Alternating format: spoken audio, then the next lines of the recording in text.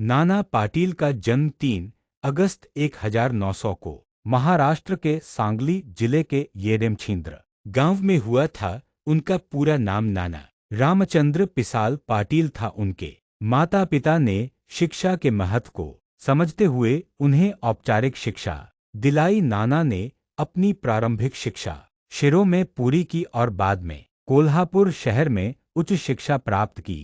इस दौरान वे सत्यशोधक समाज के विचारों से प्रभावित हुए, जो सामाजिक समानता और अंधश्रद्धा उन्मूलन पर जोर देता था। महात्मा गांधी के अहिंसक सिद्धांतों और स्वतंत्रता संग्राम की पुकार ने उन्हें स्वतंत्रता आंदोलन में सक्रिय रूप से भाग लेने के लिए प्रेरित किया। स्वतंत्रता संग्राम में योगदान नाना पाटील का स्वतंत्रता संग्राम में योगदान अनूठा और प्रेरणादायी है।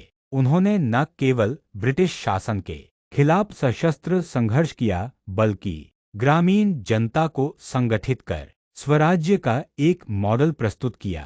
उनके प्रमुख योगदानों में निम्नलिखित शामिल हैं। एक प्रति सरकार की स्थापना 1942 के भारत छोड़ो आंदोलन के दौरान नाना पाटील ने सातारा जिले में प्रति सरकार पत्री सरकार की स्थापना की, जो ब्रिटिश शासन के समानांतर स्वतंत्र प्रशासनिक व्यवस्था थी। यह भारत के स्वतंत्रता संग्राम में एक अनूठा प्रयोग था। इस सरकार ने लोक न्यायालय स्थापित किए, जहां जनता के विवादों का निपटारा किया जाता था। इसके अलावा अन्न धान्य वितरण, बाजार व्यवस्था और सामाजिक सुधार जैसे कार्य किए गए। प्रति सरकार ने ब्रिटिश प्रशासन को अस्वीकार करते हुए आपुला आपन करू कारभार, हम अपना शासन स्वयं चलाएंगे का नारा दिया, जिसने जनता में स्वशासन की भावना को जागृत किया। 2 सशस्त्र संघर्ष और भूमिगत गतिविधियां।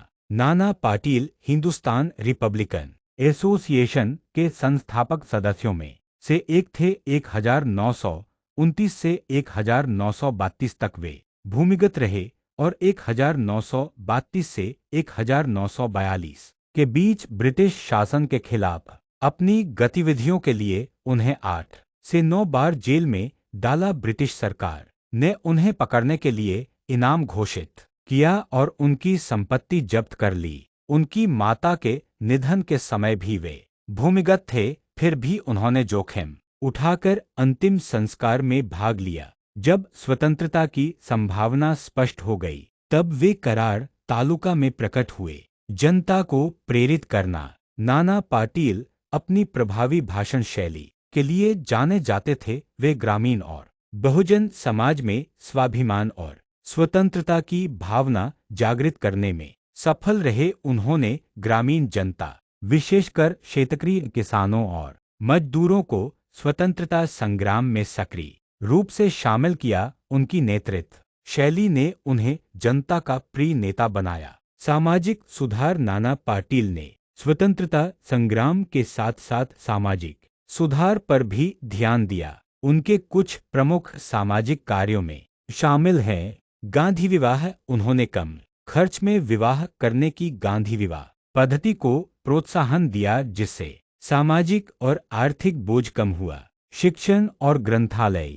शिक्षा के प्रसार और ग्रंथालयों की स्थापना के माध्यम से उन्होंने ग्रामीण जनता को जागरूक किया। अंधश्रद्धा निर्मूलन। अंधविश्वासों के खिलाफ अभियान चलाकर उन्होंने समाज को वैज्ञानिक दृष्टिकोण अपनाने के लिए प्रेरित किया।